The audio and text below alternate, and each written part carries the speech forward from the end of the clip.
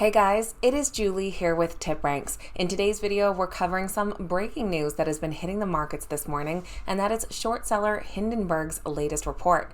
Their target this time is a fairly well-known company with Block. So let's get into it.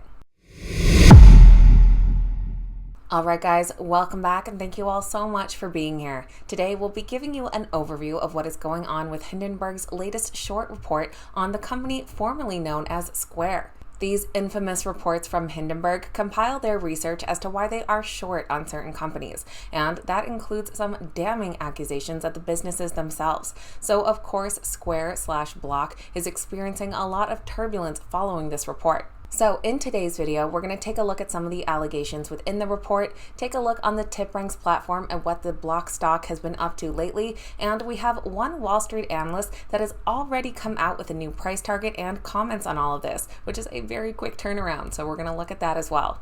The first headlines I saw this morning in my email inbox was this: Block, how inflated user metrics and frictionless fraud facilitation enabled insiders to cash out over $1 billion. They go on to say that their 2-year investigation has concluded that Block has systematically taken advantage of the demographics it claims to be helping. The magic behind Block's business has not been disruptive innovation, but rather the company's willingness to facilitate fraud against consumers and the government. The highlights go on to include a widely overstated genuine user count, their CEO Jack Dorsey publicly touting how their Cash App is mentioned in plenty of hip-hop songs, and how they avoid key banking regulations meant to protect merchants. After all of these highlights, you can then actually read the full report. Of course, the company also states that they have taken a short position in the Block stock.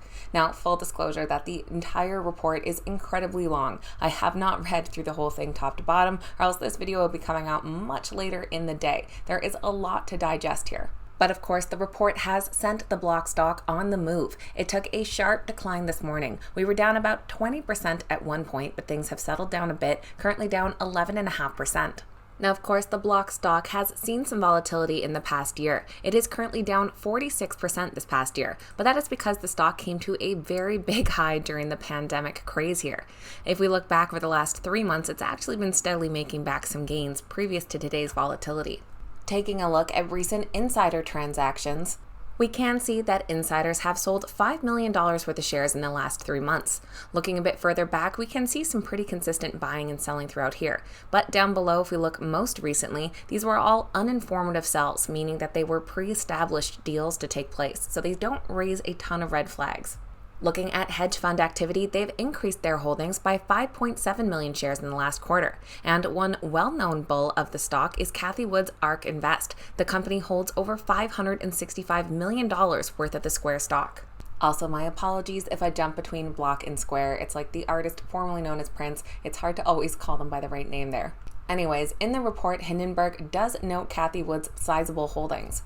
They also note the 23 sell-side analysts that have a buy rating on the stock, but they say in reality, Block has a 65 to 75% fundamental downside from current levels, even if investors were to ignore our investigation entirely. But beyond the numbers, one point that Hindenburg really drives home is Block's complicity when it comes to criminal activity.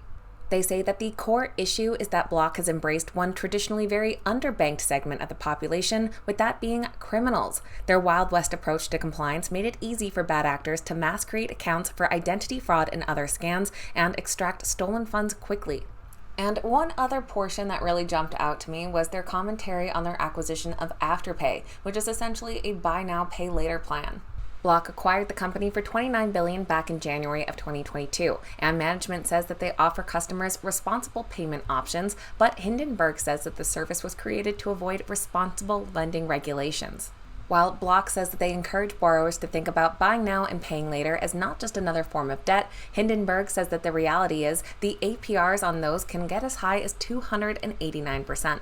Now, it is worth saying that the Hindenburg report, of course, is not considered to be 100% accurate, and I'm not saying that everything they're reporting is true, but certainly does give you pause. Now, Block has not yet responded to the report. I keep checking the news while filming this, but I'm sure they'll be coming out with a rebuttal to the report sometime today.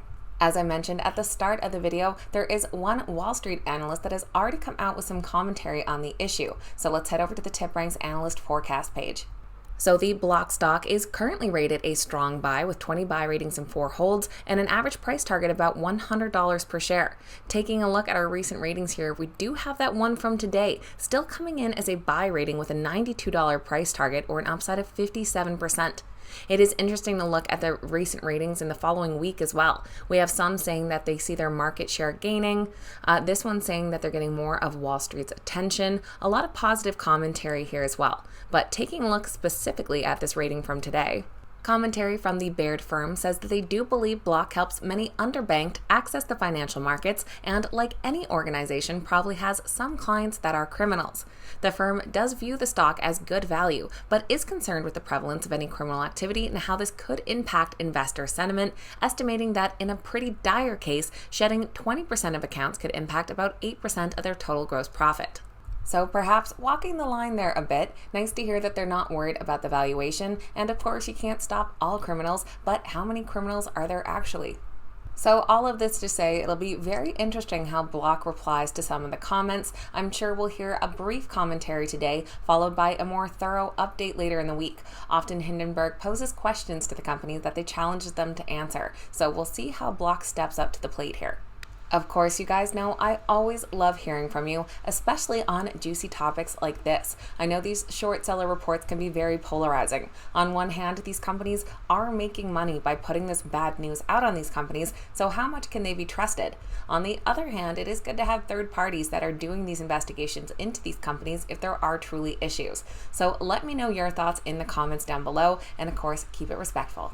That's going to be everything for our update on the Block stock in the Hindenburg Research report. I'll be keeping a close eye from a response from Block later today as well, and look forward to chatting with you guys about this further. Thank you so much for watching. Have a great day, and I'll see you back here next time.